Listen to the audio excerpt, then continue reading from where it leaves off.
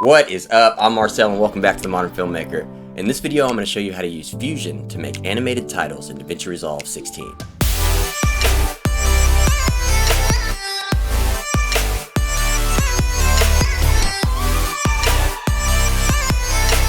So I'm in Davinci Resolve 16, and first things first, we have to make a Fusion composition. And if I'm over here on the left hand side of the Edit tab, under Toolbox, go to Effects, and then Fusion Composition. Drag that into a new timeline or whatever timeline you're working in. And then I will drag this out a little bit just by going to the side, clicking that and dragging it out. Gives us a little more space to work in.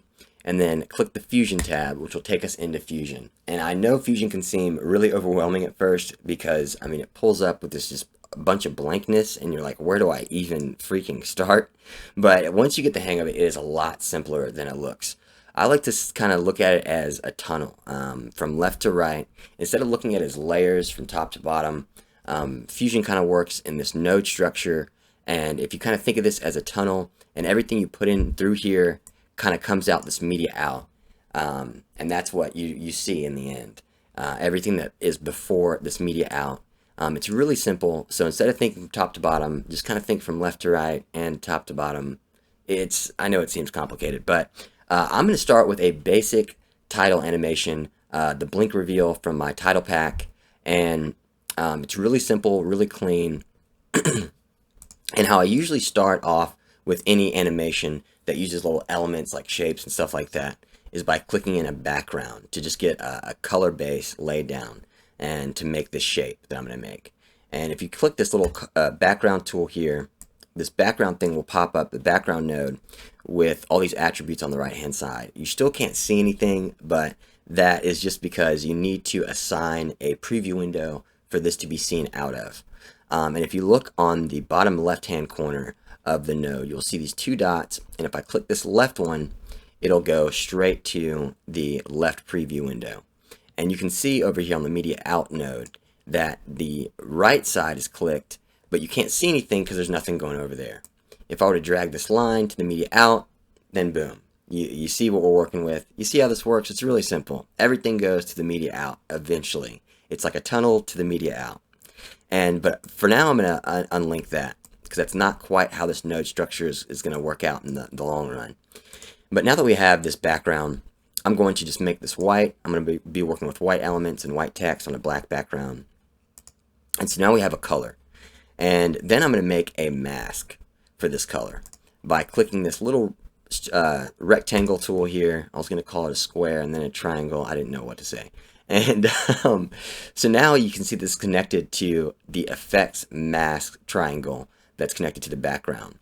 And this is pretty much how you make a basic 2D shape in Fusion. You can make a custom shape or you can make a circle. But this is the easiest way to make a rectangle or a square, anything like that. And if I move this around, you can see it moves around like a square would, even though it's really just a mask moving around on a large background. So it works the same exact way. You really just have to keep that in mind when you're placing these things. But now that we have our color and our little rectangle here, I can reshape this by going over here to the width and the height. And I can take the width and I will bump this all the way down to something like, 0.3. That's perfect. Now we have this line. And I'm going to also take the height and squish this down probably around right here. That looks pretty good. And boom, we have our line that we're going to use. I'll make this a little smaller. Aesthetics are everything when it comes to titles. And so for now, boom, that's what we got. And moving forward, I want to make the text. But first we have to make a merge node because that's kind of how you connect different elements in Fusion by using the merge. So if you go to this merge tool right here, you can click this and it'll add a merge to the background. It did that because I had the background selected. If I wouldn't have had the background selected and click merge, it just would have thrown one in there and then I would have had to connect it myself, which is fine. That kind of gives me another chance to show you guys something. So as we pointed out, this effects mask triangle here in the background, you can see in the merge we've got 3 triangles. We have the effects mask, the blue one, and then the yellow one is a background, and then the top green one is a foreground. So technically, if you're using the same color, it could not matter with this in particular animation which side you put this on, but I would like the little shape here, this little line, to move over the text. So I'm going to have this on the foreground. That way, if I happen to make this line red and I want the text white, then you can see that the line is clearly going over the text when we animate. And then from here, I will make a text plus by clicking this little text button. It'll throw a text in here, and I can just take this little output and connect it to the background. That way now the text is behind our line. And now we can add in some text over here on the right. I'll do filmmaker as always. Let's type right though. And I'm going to click this preview window left on the merge. Now we can see everything that's merged to this node right here. We can see all of it. So we got filmmaker in there. I'm going to space these texts out with the tracking to give it more of that cool modern look we're all going for. And then I'll come back to this line and replace this. I like to put the line down and the text down because now that we know how long the text is, now we know where the line needs to be. So I'll go ahead and move this over just by clicking on this and moving this to the right. And this is where this animation will start. Speaking of animation, we'll need to click the spline button. I'm going to move this over to give us some more room. And I'll hit the spline button and it'll bring up the spline window. Nothing's there yet because we have no animations, no keyframes. So we'll want to keyframe the rectangle, aka the mask. And the first thing this animation does is blink into existence. So I'm going to go to about keyframe 5. That's where this will start. And I'll hit this level button here. I'll go to the level and hit the keyframe button because the level is like the opacity. If I bring this all the way down, you can see no more line. And now if I click the right arrow and go to the next frame, I can bring this up and it'll make a new keyframe for me. Then I can go over again and come back down, and let me think. Make one more up, over one more frame, go down. Then I'm going to go over 2 frames, 1, 2, and go back up. So we have 1 frame with it off. Let's see, 1 frame with it off, 1 frame with it on, another off, on, off, on. Oh, and then 2 with it off. Okay, you know what I need to do there is space out the off. So I went over 2 keyframes, but I didn't make a new keyframe.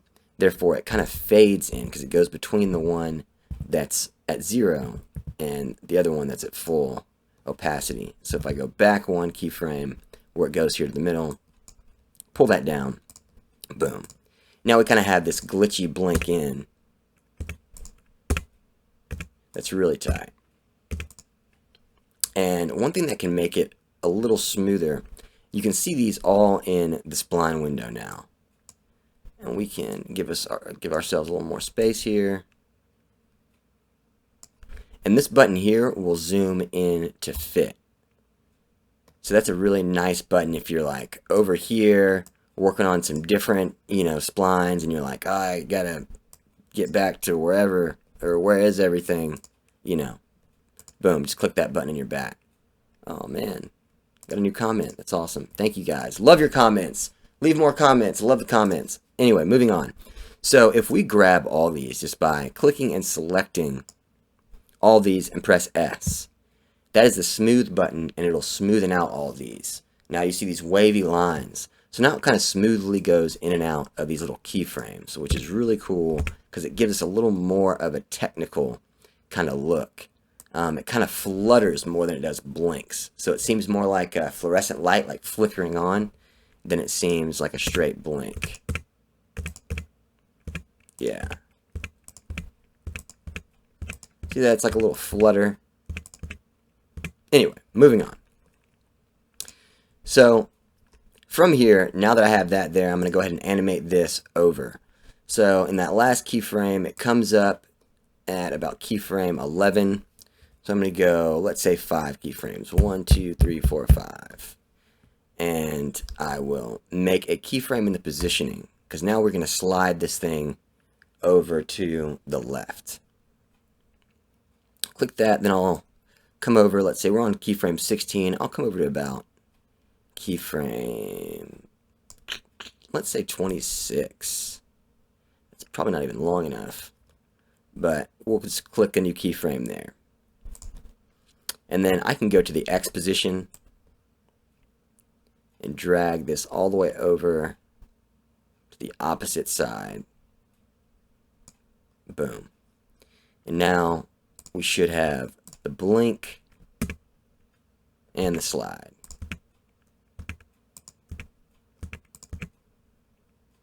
I love it. Let me go down here to the playback. Turn this down to half. Here we go. Alright, so that's a great way to make the footage play a little smoother. Go here to playback, proxy mode, half. You can go to quarter, which will make it look kind of like crap if it's zoomed in. But if you're at like 25% scaling or even 50% scaling, that still looks really bad. But from here, I'd go to half, and that should look a good bit better and still play really smooth. Boom. But one thing about that animation is the way it slides over is really just kind of straightforward, really linear, really militant. Boom.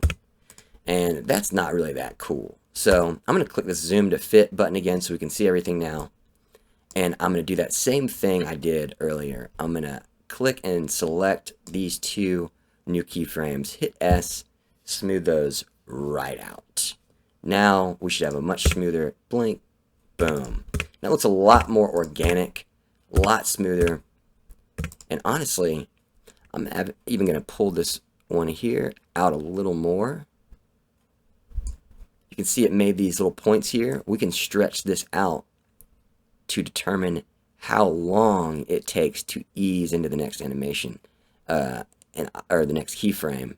And I want it to end really slow. I want it to start off kind of quick and then kind of come to an end. So I'm going to make that one pretty long, this last one here. If I go back, play this, yeah, that's tight. But I can even, whoops, I can pull this over a little more and then bring this out even further. And yeah. Yeah, I like that. That's tight. That works. So, boom. So now the hardest part's been done, kind of. Now we have to make the mask for the text, which that's the last part, and then we're done with this whole animation. And then Bob's your uncle. So, click the text, and then we're going to do that same mask thing we did earlier. So we're just going to click this rectangle tool. Boom. It'll add a mask on the effects mask, a little indicator here. And now you can see that it's chopped a lot of the word off. Totally cool. Let's go back to where we animated in, or animated across that line. Keyframe 16. And what I'm going to do is make this bigger. And this is just in this situation what I would do in this case. I'm going to bring this over, and then I'm going to move the position over here to match the line. Make a keyframe there. Then I'll come over to the other line, or the other keyframe where the line ends its animation, and shove this Z position over here. Or maybe right here, and make it wider.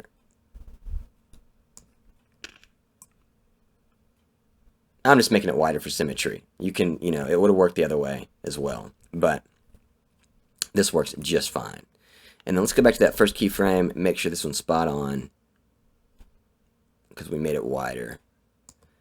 And now, if you play it back, it's not going to play at that same speed as the line. You can see we're getting our cool sweep, but it's not playing at the same rate as the line. You can see it shouldn't be this cut off right now. It just shouldn't be that cut off, guys. It really shouldn't. So down here, I'm going to go ahead and click this rectangle 1. If you click that, it'll kind of lock it. So it keeps it there visible, but it locks it so you can't move around with it, you can't play around with it. and you can just move around the attributes you want to get to.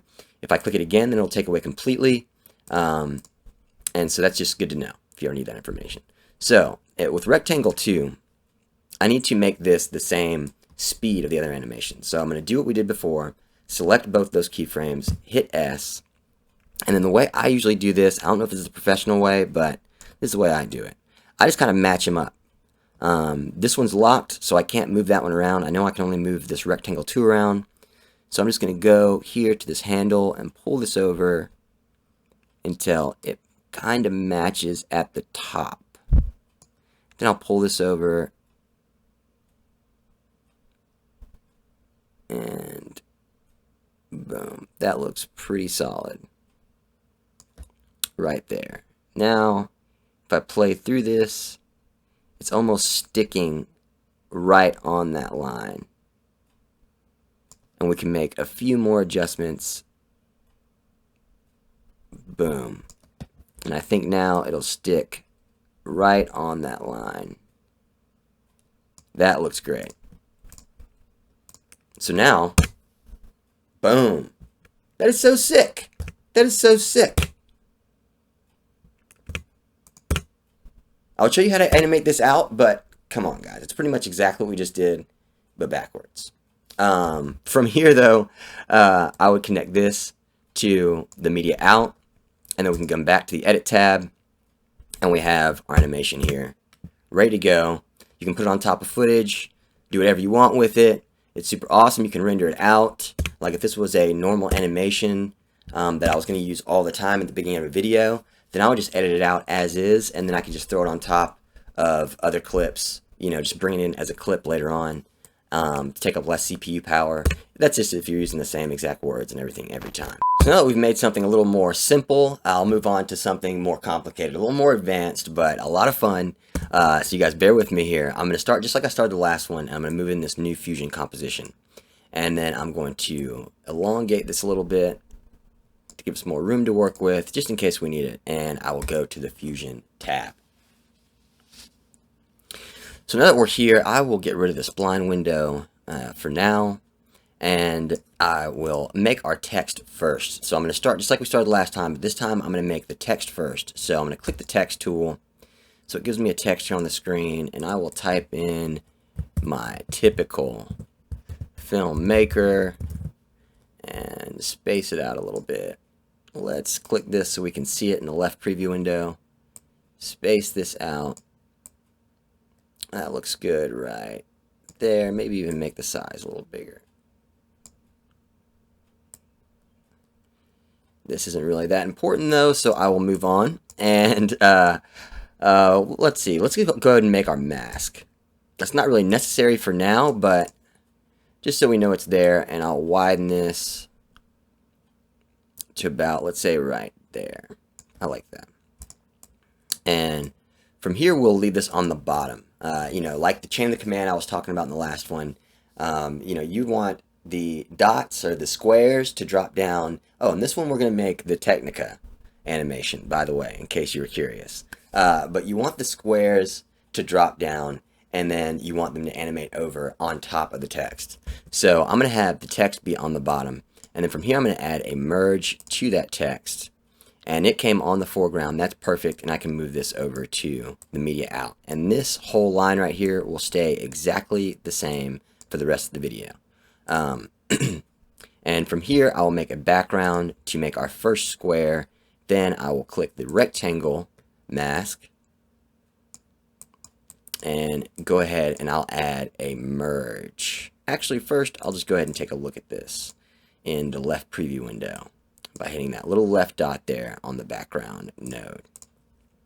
I'll go to the background, I'll make it white, go back to the rectangle, and I'll make this one 0.02 and 0.04. Let's see. Yeah, it's a good looking little square there. And let's see. Then I'll make our merge. So we can make a merge onto this background. And we will put, let's see. We will just connect the merge down to this merge. And now we can see our square right here in our right preview window where the media out is. And I'll move this over by hitting the rectangle and just dragging the X space over this way. And remember the width of our mask on the text was about to this line to this line. So I'm going to put this about right here, right in the middle of where the mask ends. And that is for a reason, which you guys will see in just a minute. And another thing I'm going to do is move this up, because I want this first square to drop down. I think in the title pack it like blinks on then drops down, but in this one I already showed you guys how to do the blink. So in this one I'm just going to drop down from the top of the screen, and then the other two squares will fall out of it. Or I guess one square will fall out of it, and then the next square will fall out of that square. And so I want this one to start on the top. This one will be like my top square. And I'll put this about right here. That's fine. Yes. And then I will just copy these by selecting this whole string of nodes, hitting Control C, and then boom, Control V. It'll drop them all in. And then I can connect this to the foreground of this one, and I can hit Control and paste. Do that again and move this merge down to the foreground of this one. And so this would be our top square. This is now our top dog, top of the food chain right here. And so what I'll do is animate this one in. So at keyframe, let's say 10. At keyframe 10, this rectangle will be dropped down here. And I'll go from keyframe, let's say 3, and I will scroll up and move this off the screen. Boom. That way, this drops right in. Love it. Boom. Boom. So what we need to do at frame 10 is we need to hide these other two squares right here. These are the other two squares. We need to hide these. And so if I go to frame 10, go to this second square down, and go to the level, boom. Make a keyframe there, go back left, hit the left arrow to go back one keyframe, and then move the level all the way down. That way that one is gone. And for now, we will take this last square, and we will just move the level all the way down for now. And all you'll see now is this first square drop right in. So let's go to the spline and get this animation right. So we have 2, 2, 2, 1, 1. Boom. This one right here, I'll hit this button, which will zoom everything in for us. We can select these, and actually we really just need to select the last one and then hit S. Because the first one, the drop down doesn't need to be smooth, it's just the ending of the animation needs to be smooth. So now that we've done that, let me move this back. I hate this little window here, but it can be very useful. And boom. Now it drops in really nice. And I'm going to slow it down a little bit by dragging this out. Boom. About right there. And I like that. I like that. I think that looks really solid for now. It'll look even better when we have the other two fall out of it. So let's go to this second square, and we'll go to keyframe 10, where we know that the first square stops. We'll create a position keyframe here on the right, and then move forward, let's say 1, 2, 3. 3 keyframes. And then we'll just slide this down in the Y position. Boom.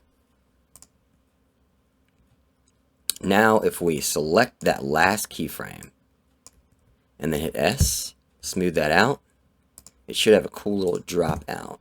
Boom. I love that.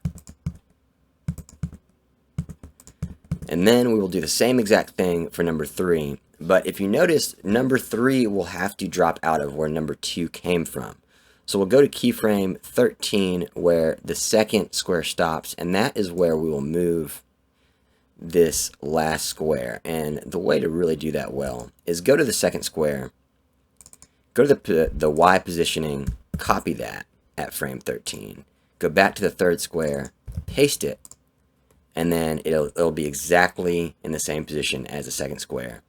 And we can hit the level keyframe on the third square, come back one keyframe, make another one, go back to that first one, and raise the level up. So that way this one comes in and appears, even though you can't see it because it's under the other square. I hope you guys are following along with this, because this is gold. Now it drops down at frame 13, it stops, and we'll have, let me move this over, then we'll have this last square. We'll hit a keyframe in the position there, move up 1, 2, 3. I'm hitting the arrow button to the left 3 times, and then we will scoot this down. Boom, and let's see how that spacing is. It's pretty good. It's good enough for sure. So now, again, select that last keyframe, hit S, and now we should have 3 little awesome drops. Oh yeah, very cool. That is perfect right there. So from this point, we just have to animate these across the screen and then mask out the words. So I'm going to go over here to, let's say, frame 25. And I'll go to this first square here and make a keyframe, and then go, let's say, 10 frames forward to 35, and just move this in the X space right all over to right about here. Yeah.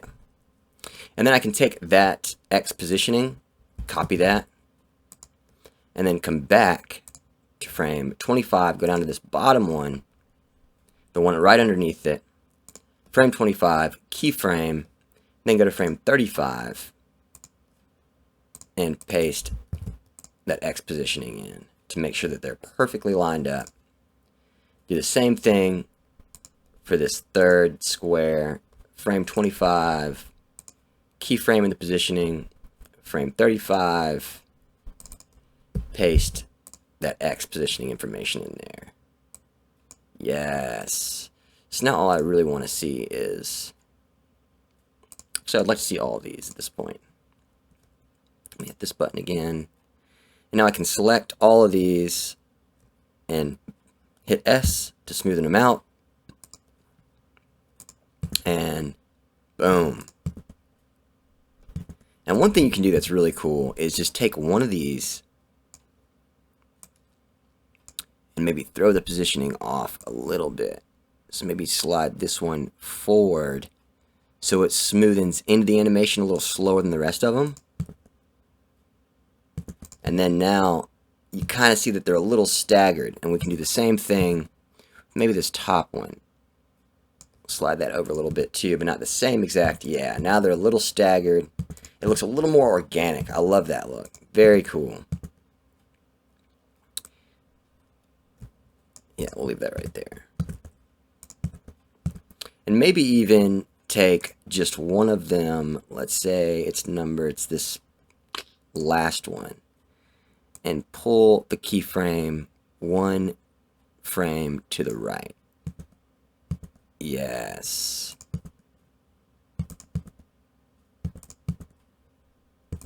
Now they all kind of have their own line of trajectory. I may even go one line to the, or one frame to the left instead of to the right. Yeah. And then now we'll just mask the words by going down to the rectangle mask we have on the text. We'll go back to frame 25 where it all starts. Hit the positioning. Hit a keyframe on the positioning. And we'll actually move this all the way to 35. Make another keyframe on the positioning. Then we'll come back and we'll just come back to frame 25 and we'll move this right here. Now it'll slide across like the rest of them, but not at the same speed. So let's go ahead and fix the spline animation. Select both of the keyframes for the text mask. Hit S. And then now we should have a much more uniform slide over. And one thing you can do also is you can take the mask and soften the edges to give it a little smoother of a reveal. And now we should have a much smoother, organic kind of reveal. Yes, and it looks like it's coming right out from underneath those squares. So sick. And it's smooth, it's clean, it drops down, they fall out, it slides over. Ah, it's so clean. It's so awesome. I love Davinci, and for all you guys that picked up the Modern Titles V1 Animated Titles Pack, thank you guys. I love you guys. You guys are awesome. For any of you guys that picked it up, whether you're using it or you just wanted to show some support, I really appreciate it. And I just want to show you guys how I made those titles. I made them all the same exact type way, with just different little elements and different text. But anyway, I hope you guys enjoyed this, and I hope you guys really learned something from it. And if you did, just press that like button. Just press it. If you liked the video, then press the like button. And if you didn't like the video, press the like button anyway. And if you have any comments, questions, or concerns, leave them in the comment section down below. I always reply. Make sure to subscribe if you like videos like this one. And as always, I am Marcel, and this has been a Modern Filmmaker, and I will see you on the next one. Peace!